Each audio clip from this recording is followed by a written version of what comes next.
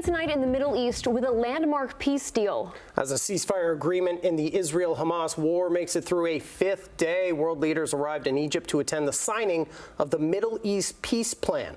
This is part of the agreement's first phase. The 20 remaining living hostages in Gaza have been freed, and the release of Palestinian prisoners is underway. Tessa Bennett reports.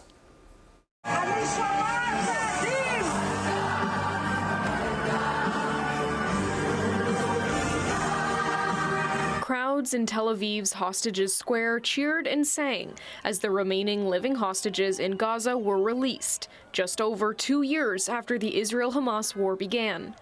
Also, as part of the deal, the release of 250 Palestinian prisoners serving long and life sentences got underway, along with the release of over 1,700 Palestinian detainees held by Israel without charge. Prime Minister Mark Carney called the hostage release a moment of profound relief and thanked the U.S., Egypt, Qatar, and Turkey for bringing the ceasefire to fruition. Carney is among other world leaders, including U.S. President Donald Trump, who traveled to Egypt today to attend the signing of a Middle East peace plan. Before heading to Egypt, Trump spoke for more than an hour in his address to Israel's parliament.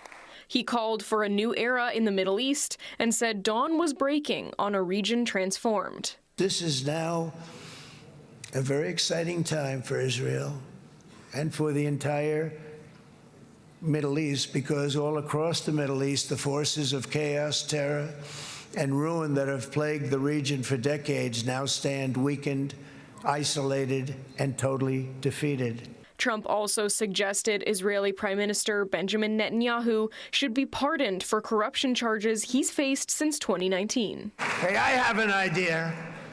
Mr. President, why don't you give him a pardon? Give him a pardon.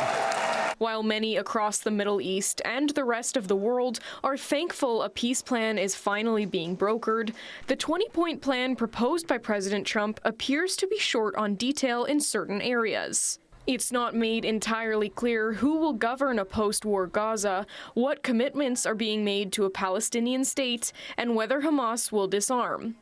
And despite a ceasefire having been agreed upon, the death toll in Gaza continues to rise. Search teams continue to recover bodies buried under rubble, and Gazan hospitals have reported more than 300 people dead in the past 3 days.